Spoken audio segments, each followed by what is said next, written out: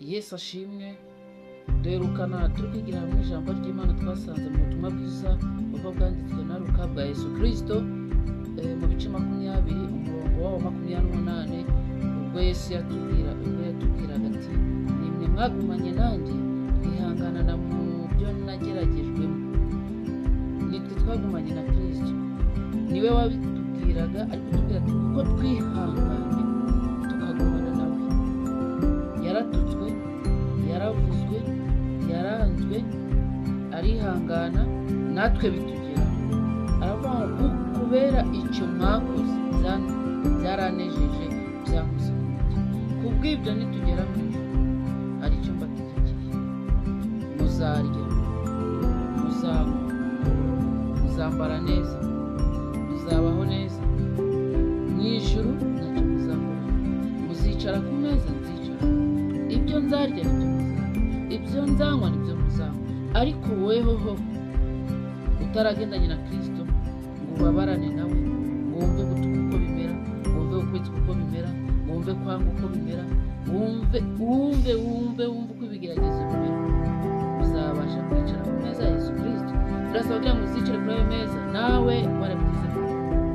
Icyo gihe cyarageze, abantu baramubaza bati, ntabwo bamubazaga kuko bamukunze, nta nubwo bamubazaga kuko bashaka kukiza, ahubwo bamubajije barabaza ati mu bice 22 ku murongo wa 74 bose baravuga bati noneho mwana w'Imana. Ikibazo bamubajije si uko bari bamukunze kandi si nuko bamwemeraga, ahubwo bamubajije ngana, barabaza bati noneho mwana w'Imana. Arabasubiza ati mwakabimenye ko ndiwe.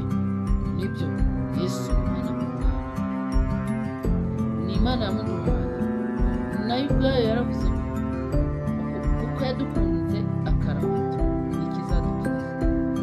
Noneho iragaruka mu butumwa bwiza bwanditswe na Yohana bwa Yesu Kristo mu bice 3 umurongo wa 16 avuga kuko yakunze abari mu isi cyane byatumye atanga umwana we w'ikinege kugira ngo mwizera bose atazapfa ahubwo ahabwe ubugingo buhoraho. Twebwe twamumenye tukagerageza guhura n'ingorane n'ibibazo bikomeye, turi abanyabugingo, turi abanyamugisha.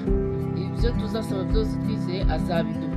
Naho abandi bo bari kwibaza ati si umwana w'Imana, kandi abamumenye ko ari umwana w'Imana bagize umugisha, babonye amahoro bifuzaga, babonye umugisha bifuzaga.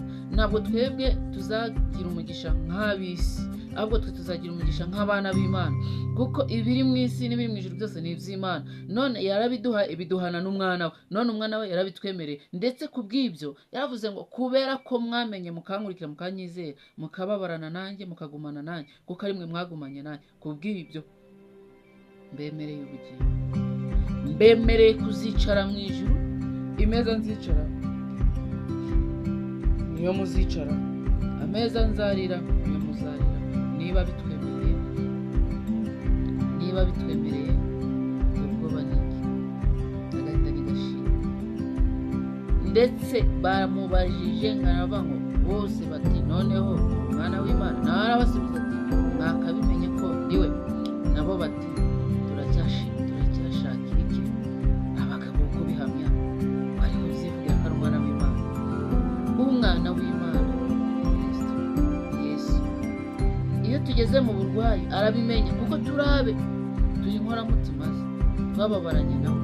Iyo tugeze mu bukene arabimenya, twababaranye nawe. Iyo tugeze mu bigeragezo arabimenya kuko twababaranye nawe. Ati ni mwagumanye nanjye, ntaba ari kure yacu, ahorana natwe ibihe byose, ahora hafi yacu mu byo tunyuramo byose mu buzima bwacu bwa buri munsi. Ntabwo ajya duterera. Ibyago n'amakuba by'umukiranutsi ni byinshi, ariko wadukiza muri byose.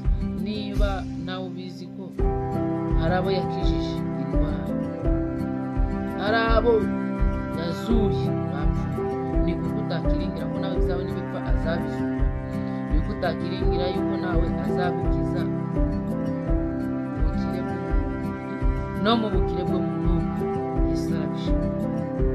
Yahaye hano urubyaro, yahaye Sara urubyaro, yahaye ubukire Aburahamu, ndetse n'umuhungu we Isaka amuha umugisha, arahinga, arorora, amuha umugisha. ndetse n'umwuzukuru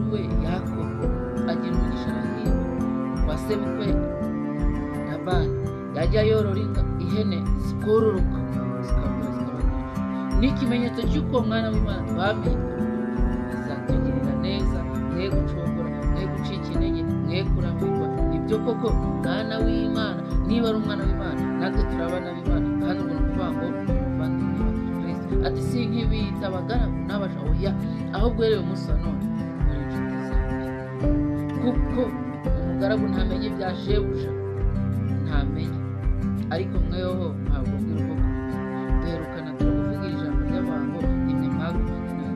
None uyu munsi wa none ndashaka kukubwira ngo bari kubazanya bose bati noneho umwana w'Imana, umva ikibazo bafite. Ntabwo bari kwibaza aho bazajya umunsi w'amateka wageze, ntabwo bari kwibaza uko bazahabwa ubugingo yabemereye, yemereye abazamwizera bose, ahubwo baracyamushidikanyaho, baracyamwibazaho. Niyo mpamvu nawe yabasubije avuga ati, arabasubiza ati mwakabimenye ko ndiwe. Nibyo koko, niba ari umwana w'Imana twe kugira ubwoba, twe guhangayika, twe gucika intege, twe gucogora. Uwo twamenye, uwo twizeye, ni koko ni umwana w'Imana, nanjye ndamwizeye. Reka dufatanye gusenga, twiringire umwana w'Imana ari we Yesu Kristo. Yaratubajije kenshi avuga ngo mbese nimwe mwagumanye nanjye, natwe ati yego.